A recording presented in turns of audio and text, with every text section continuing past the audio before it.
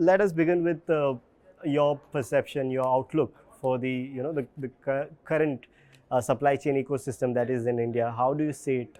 Over to you. So I think when we talk about supply chain ecosystem, I think everything that we are doing currently is about supply chain, right? From getting up in the morning to reaching office to having our food to getting back to bed. And currently it's all about how quick a product comes to you, right? See, if it's all about convenience, it's all about how fast the product is reaching out to you. Because I think that is the only thing that binds us together. And India as a market is a very price sensitive market, which was never a consumption market earlier. But now it is evolving to be a consumption market.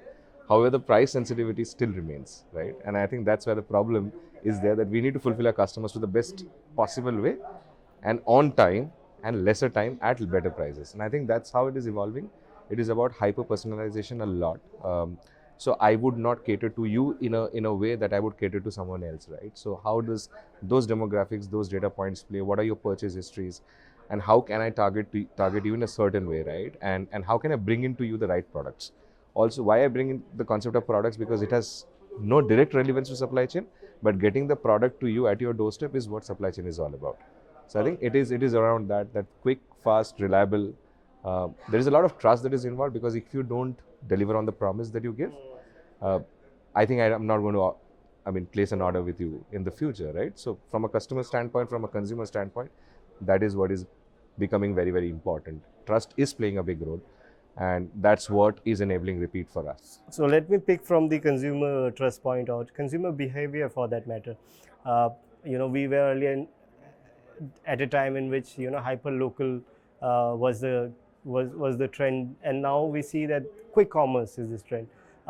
Over there, I'd like to just ask you that how is the data playing a role, and what has been the shift in the behavior of the consumer? Is it with respect to the demography, or the topography or locations also play in a good role? Yeah. Okay. So I'll put a different perspective to this, right? Imagine yourself trying to place an order for your daily items. If it's a daily item, you know exactly what you need. Now imagine you're ordering a food from a favorite online app. I don't want to name anyone right now. You spend more time on choosing a product than the product to get delivered to you, right? Now, how has hyper-personalization worked, or how has data points worked? They try and promote the right product or frequent purchases to you, right? They give you recommendations, right? Similarly, if you talk about any kind of purchases that you do, be it apparel for that matter, right? Currently, you have an option to tag whether the purchase was for you or for someone else. Now, these data sets help you to make the purchases quicker. For me, that's a faster supply chain, because I'm making the purchases quicker. If I make the purchase within certain amount of time, I can get the product even faster.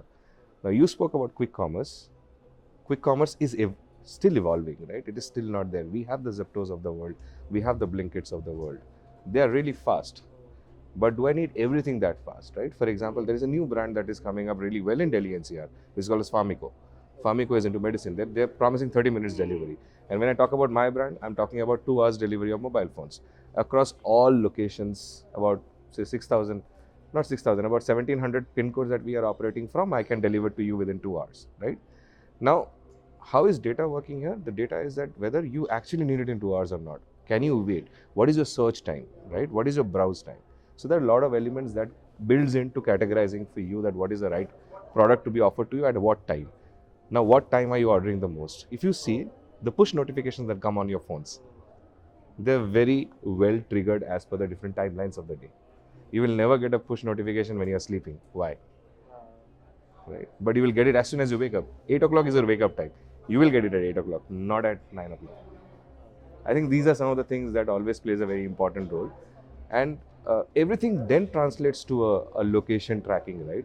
For example, I flew down from Bangalore today, right? I came in Blue Smart. Blue Smart picked me a location when I came here because they were tagged to make my trip. I came to Leela by Blue Smart, and then they said, okay, do you want a return? Right? So it is hyper personalization journey. So that's okay. Because you're doing a return, I'll give you 100 rupees off. Again, supply chain. So basically, the data knows the pulse of the consumer.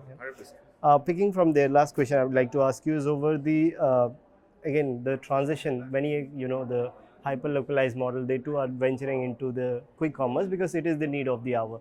In that kind of a situation, at times we see that the infrastructure or the dark inventory which is required, lots of expenditure needs to go there.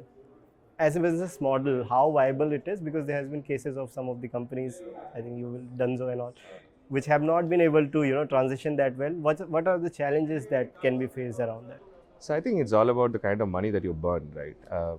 If you ask me honestly, in a place like India, which is in a category like a grocery, which is a very thin margin product, you cannot burn money, millions and millions of dollars just to acquire customers, right?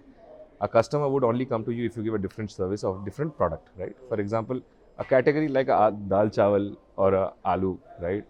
That's a daily need. You will get it from anywhere, right? I think I don't know how successful they are going to be, but I think still I can manage with 30 minutes delivery. How is it going to make my life different? I think it is making me more lazy over a period of time. But at the end of the day, I think we have created the demand. The market has proven that the hypothesis works. At times, I would expect that, chalo, cook hai ghar pe, you don't have the product, you get it, right? But I think acquisition is a big role here. What it can transition into over a period of time is not the paid acquisition, but can we move to a referral acquisition over a period of time? Because that is where the companies burn a lot of money. It is not about the inventory holding that they do, because those work in a very different way. At the same time, I think the kind of infrastructure that we have in India, right? For example, I'm from Bangalore. We have heavy traffic congestion. It can risk lives, right? If it risks lives, that's a liability for the organization, right? I'm trying to deliver faster because if I don't deliver on time, I might get penalized. It might impact me, right? So I think those are some of the areas that can be looked into, but definitely on the acquisition front is where people have to be very, very careful, because you cannot burn all the money and just build on valuation, because at the end it's all about profitability. All right. Thank you so much for talking to us. It's Thank a you so pleasure much. to talk to you. Thank you.